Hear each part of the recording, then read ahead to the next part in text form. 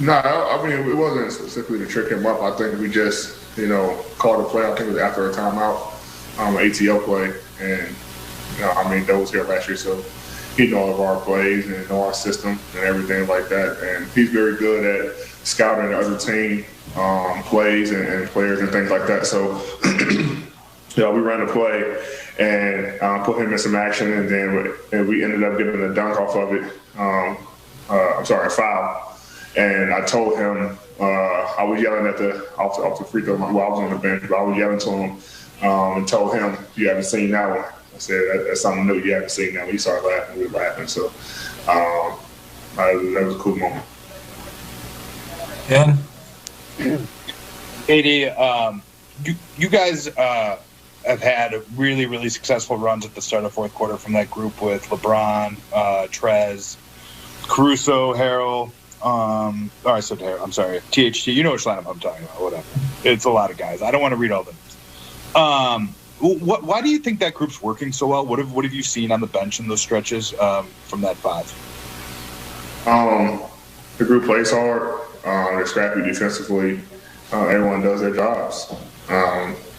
And then the start of the fourth, we always got the bench saying, okay, fourth quarter is winning time when it's close games or, we might be down or anything like that. And that group come in and make great plays to start the fourth for us to get us going. And I think tonight we went on an 11-0 run or something like that to start the fourth. We was able to get the lead and kind of maintain that. So that group's a special group. And, it's our job to, come in when that group does its job to finish it off for them and secure the victory. So, that lineup with, like you said, Taylor, Bron, Trez, AC, and sometimes Kuz might be in there.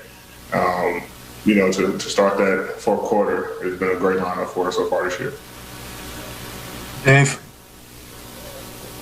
Eddie, LeBron said he loves having fans at the games, but I guess having fans at the game could lead to something like that happen in the fourth quarter there. What's your take on it?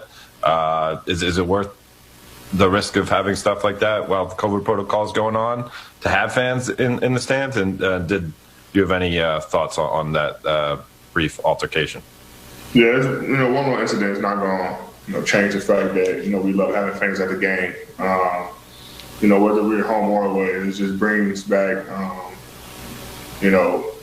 the game that we love, that joy from the fans and the support and things like that. So it's always fun to, whether it's 500 people or 1,000, 1,500, whatever it is, it's always enjoyable to play in front of, a crowd. About what happened, I don't even think I was in the game yet. I just saw Bron talking, to somebody courtside, and they were talking back. So I'm not sure what exactly happened at the time. And when I walked over there, the referees was already, kind of separating and taking care of it. So I'm not sure what she said or what he said or anything like that. But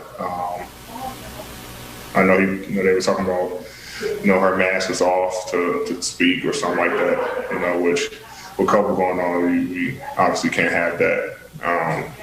We want to make sure we always be safe. So it was a crazy little thing, but We'll take a couple more. Ben Steiner. Hey, Anthony, congrats on the win. Trae Young, you've gone up for years now. What have you liked about the growth of his game? He's a crafty player. He's very good at drawing fouls, can shoot the basketball with range. Great free throw shooter. He got a nice floater, get in the paint. So he's tough to guard, and he's small. So he's always, getting around, defenders or, getting in the middle of defenses and picking guys off. But he's a special player in this league, and he's been doing it for a couple of years now. Real Thomas. AD, congrats on the win this evening.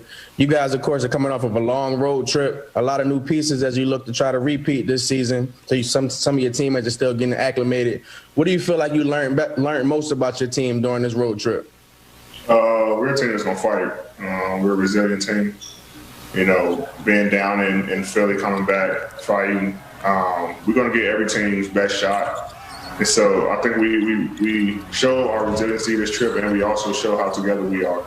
While we're still learning each other, not having a lot of practice time, short off season, short in training camp, we're still trying to figure, each other out and figure out, how to continue to grow as a team, while also, saving our legs and things like that. But I think we showed that we're a complete team. We showed that we're very together on the floor, and we showed our resiliency. We're going to continue to fight. We're going to continue to battle, and we're still learning on the fly while we're getting wins, which is a good thing.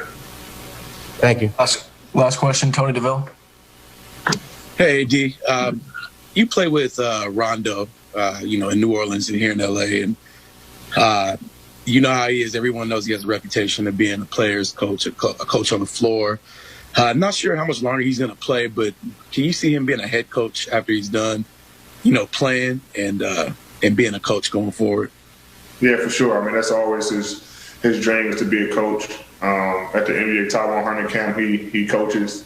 He's a coach on the floor, even when he's not playing. He's coaching. Last year it was, practice, he was coaching. During the game, he's coaching on the floor. He's coaching. He's always learning. He's watching film. So I could definitely see him being the head coach. I think that's what he wants to do.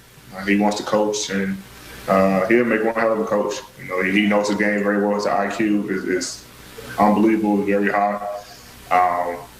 And he gets along with a lot of players. He knows how to talk to players, and he knows who he can be more aggressive with, who he has to, kind of just take it easy on, just kind of, tell him things. But I think he's going to be a great coach in this league if that's what he, end up doing, which I think he will. Thank you. Thanks, AD. We're good there. It's over. The longest road trip the NBA